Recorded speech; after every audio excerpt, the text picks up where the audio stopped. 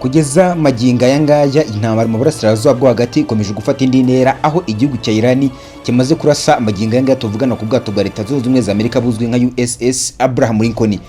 Mu burasirazuba bwo hagati bimeze bityo.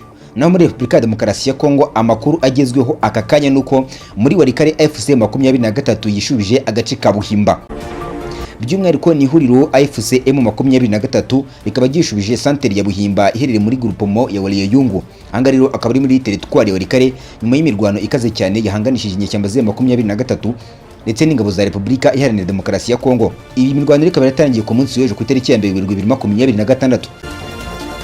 Actualite anga ikaba yatangaje ko AFC M23 yateye ingabo za Repubulika ya Demokarasi ya Kongo iturutse mu bindiro byayo biri mu gace ka Kilongo muri grupomo ya Usubunyungu muri teritwari ya Masisi. Nyuma y'amasaha menshi Buhimba iberemo imirwano ikomeye cyane hagati y'inyeshyamba ze 23 ndetse n'igisirikare cya Repubulika ya Demokarasi ya Kongo. Ingabo za Repubulika ya Demokarasi ya Kongo FARDC ndetse n'Abazalendo bikaba byavuye muri bino birindiro bihunga byerekeza mu gace ka Ngenge. Akangaka rero akaba ari agace gaherereye mu burengerazuba.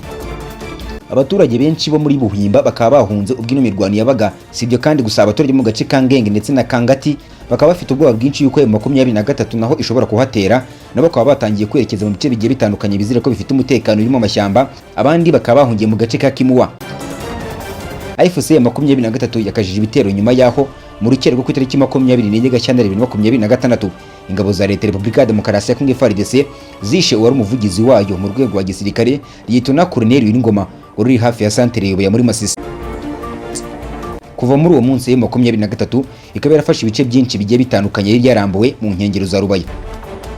M23 ibingibi bikora igaragaza ko yafashe kino cyemezo kubera ko Leta Repubulika ya Demokarasi ya Kongo renze ku masezerano y'agahenge yasinyiwe i Doha muri Qatar igahitamo intambara.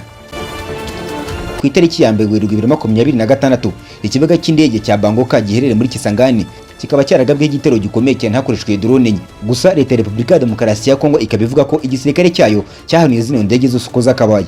Ibindi bikandi bikabivuga ko AFC 23 ari yari yohereje zino drone nkuko yabigenje mu mezi yashize. Ikibuga cy'indege cya Bangoka iki ngiki kikaba cyarobokiwe abasivili, ariko kugeza maginga yangaya igice cyayo kinini kikaba cyifashishwa n'igisirikare cya Repubulika ya Demokarasi ya Kongo. Umuhanda wacyo ukaba unyuramo indege z'intambara zigiye zitandukanye ndetse na za drone zijya kugaba ibitero ku bindiro by'inyeshyamba ze 23 mu ntara Kivu y'Amajyaruguru ndetse na Kivu y'Amajyepfo.